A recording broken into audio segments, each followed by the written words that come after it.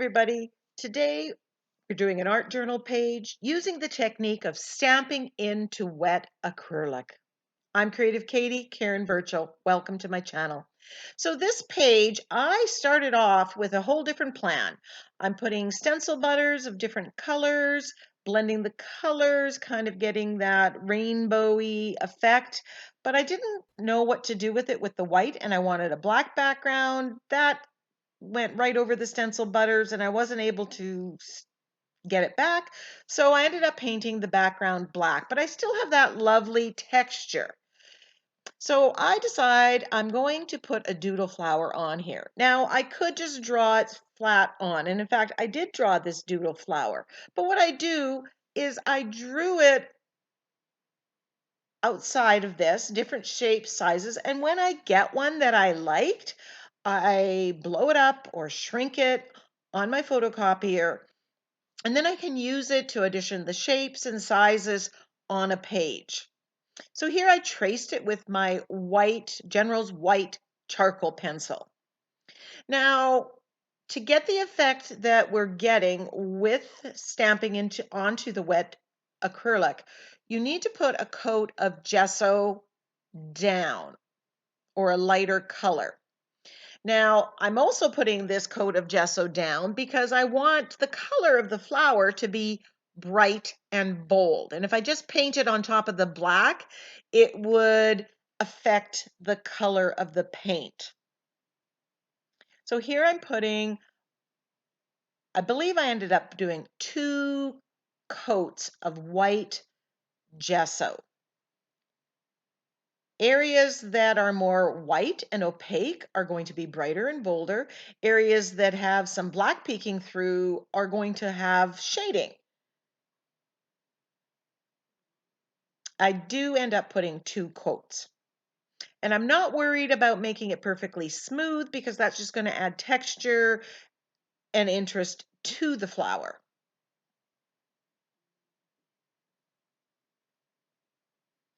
Just drawing in the center to give me a visual. Again with my black charcoal pencil. This is quinacridone magenta with a little bit of white gesso and a little bit of yellow in it. I didn't want it to be so one tone. I wanted some variation. Typically the brand I use is Liquitex Basics, but use whatever acrylic paint you have. Craft paint, they all work. They all are permanent. Now I'm taking the foliage cube while the paint is white or wet, and I'm pressing into it, and that lifts off the color and reveals a lighter image. So this is a way of getting pattern and texture onto something. So here I go again with this foliage cube, pressing down. It lifts up some of the paint, and I wipe off the foliage cube in between because I don't want to transfer that back. I want it to do the same every single time. Now, if you have a background stamp that is larger, this might be easier to stamp into. But I'm loving the pattern on here.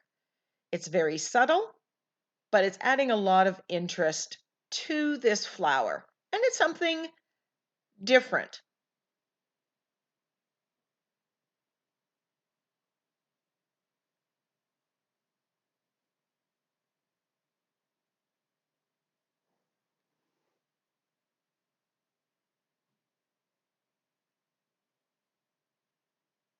Now, it would have been easier to do the background and whatever I'm doing in the background before I did the flower, but if I'm being honest, I didn't know what I wanted to do in the background, which is why I'm working on the focal image right now.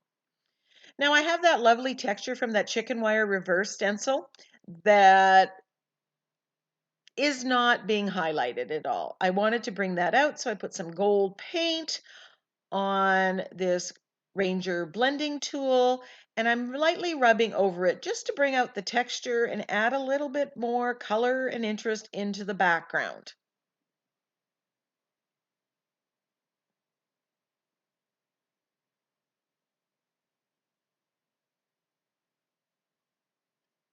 and I'm not sure what I want to do next. So I go back to painting the leaves. If you're not sure about a part of the art journal page, skip it, do another part. Give yourself time to think. Maybe it'll come together, maybe you'll get an idea.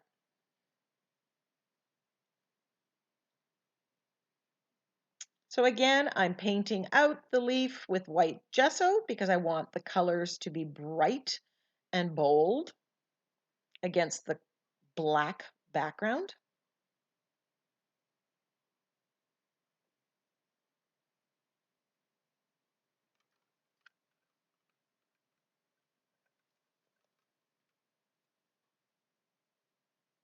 You will want to make sure that the gesso is completely dry before you go to the next layer. I don't show me drying a lot of things on here because, well, that's kind of boring for you guys to watch, but I do want you to know that you do need to dry in between to get good effects.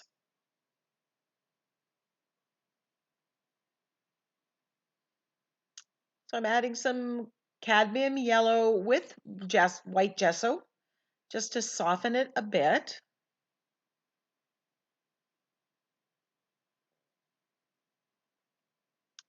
And then I'm putting lime green, and then I use bright green, and I mix them till I get the shade that I like and the vibrancy. And the addition of the green just really brought this flower to life.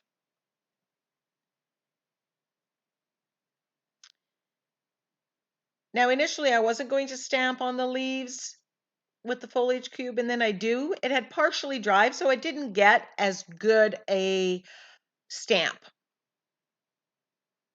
as I would have otherwise. But there is some slight patterning. You could use a script stamp, any background, small scale stamp. I wanted to add some detail to the center, so I grabbed this ethereal stencil, this little floral, and I'm just stamping, bringing the black into the center of the flower.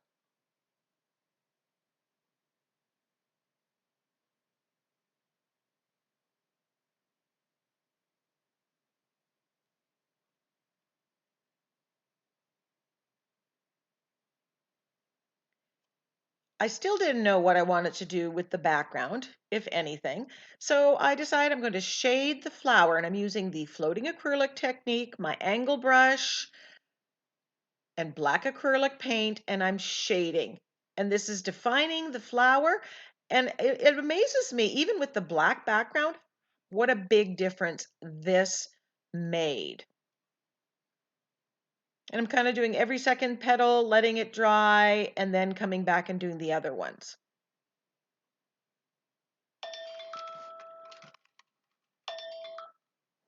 Sorry about that.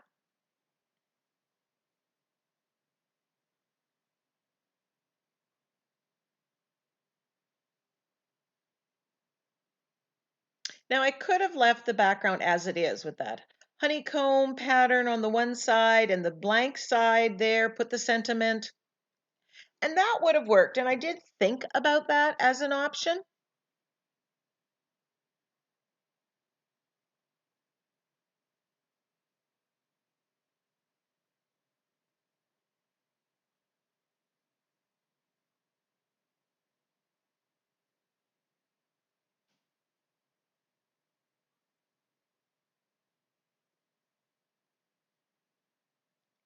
And then I decided I'm going to stencil that chicken wire reverse stencil with gold paint I've got on my blending tool.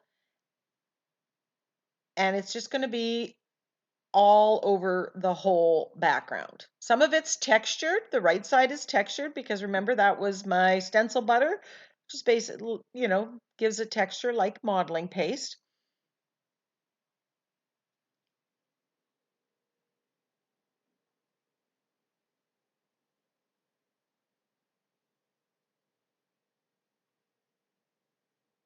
Tried to match it up. It's not perfect, but I solved that problem later on. Edging it with gold a little bit.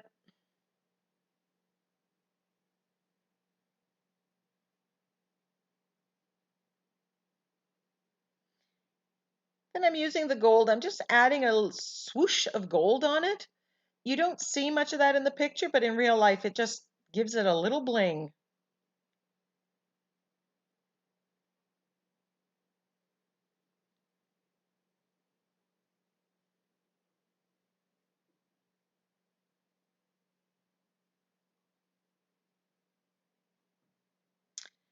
Now I grabbed my fine line applicator bottle. This has white acrylic paint that's been thinned with water.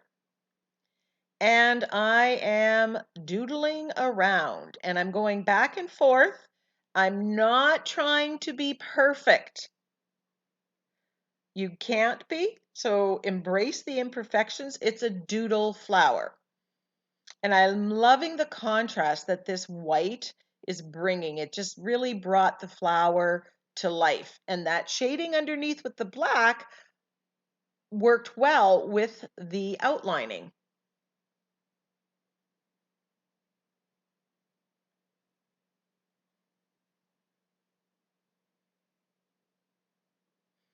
I will put a link to the applicator bottles and the stencils, the stamps that I use in the description box below in one of my affiliate areas,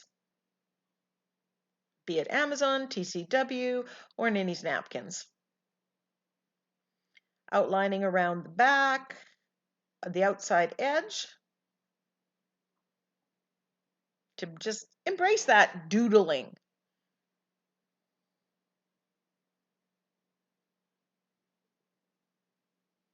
Giving it a double line, just like the flower. I want every component to work together. Now, I wasn't completely happy with the background, so I grabbed this Posies in a Row, and with white acrylic paint, I am putting this motif on. Trying not to be perfectly precise. I'm using the white paint as opposed to my gesso. The gesso's a little bit more liquidy, and it tends to bleed under the stencil. When I started doing this really brightened and lightened the page, and I was finally like, yes, I'm happy with this.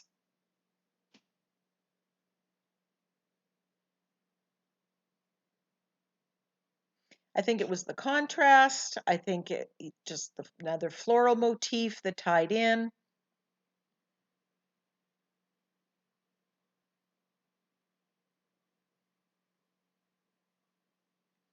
So if I was doing this from scratch again, I would have done the black, then I would have put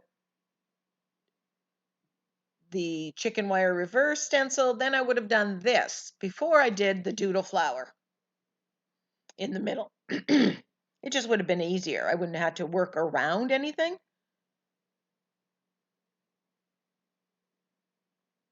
Because it's acrylic paint and there's acrylic paint under it, you can quickly grab a baby wipe it any mistake off if it bleeds under the stencil, as it did here, and then reapply. But you should wait till it's dry. It was still damp underneath, and so it's smudged again.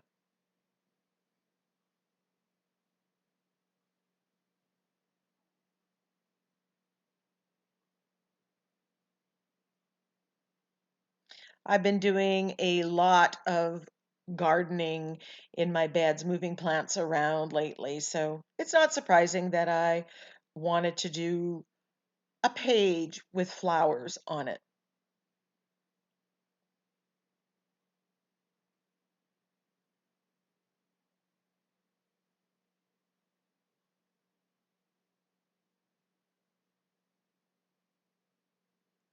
So now I'm mixing up some of the quinacridone magenta and I'm splattering with it just to introduce some of that magenta into the background. There's not much, but it's there. And then I splatter with black to introduce the black of the background onto the doodle flower.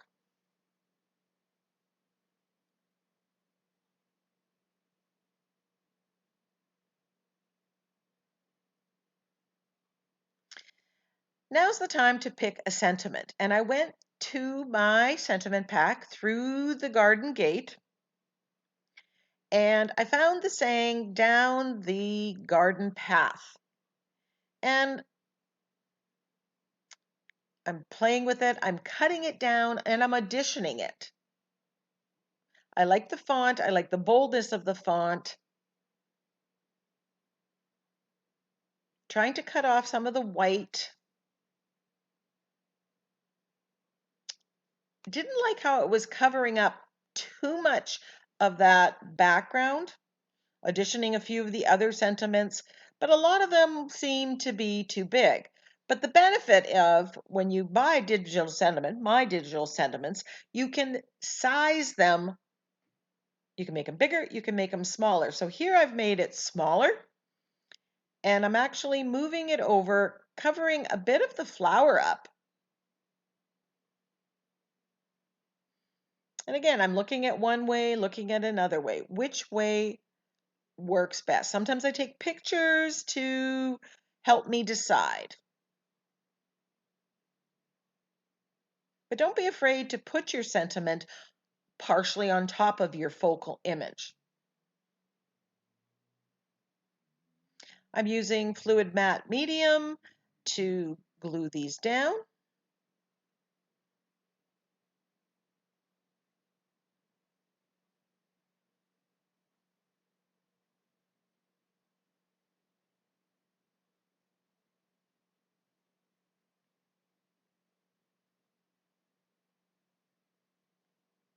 And once that dried, I'm taking my black Posca pen and just outlining it. Even though it's on the black background, this just kind of gives a little bit of an edge to it and makes it look finished.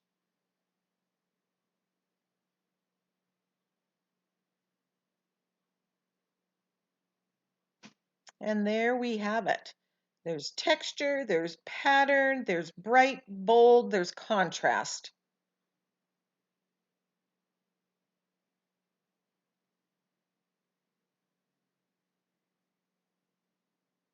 And now we'll do the recap of all the steps using my prompt and process cards that are also available for purchase. I put modeling paste, it was actually stencil butter through the stencil, and then I applied a base coat of color, in this case, black. I was basically starting over and trying to save a page.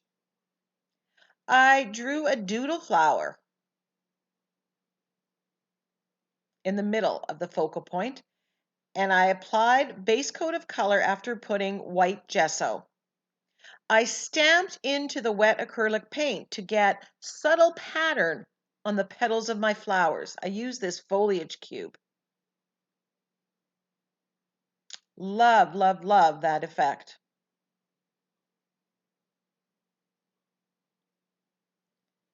I shaded my doodle flower with black acrylic paint, and then I outlined using my fine line applicator with white paint to really enhance the doodly part. I stenciled on the background, first with the chicken wire reverse stencil in gold, and then white with that floral motif.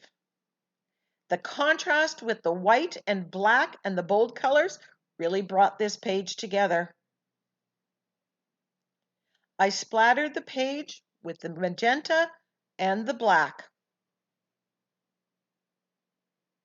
I added the sentiment to my page. Thank you so much for joining me.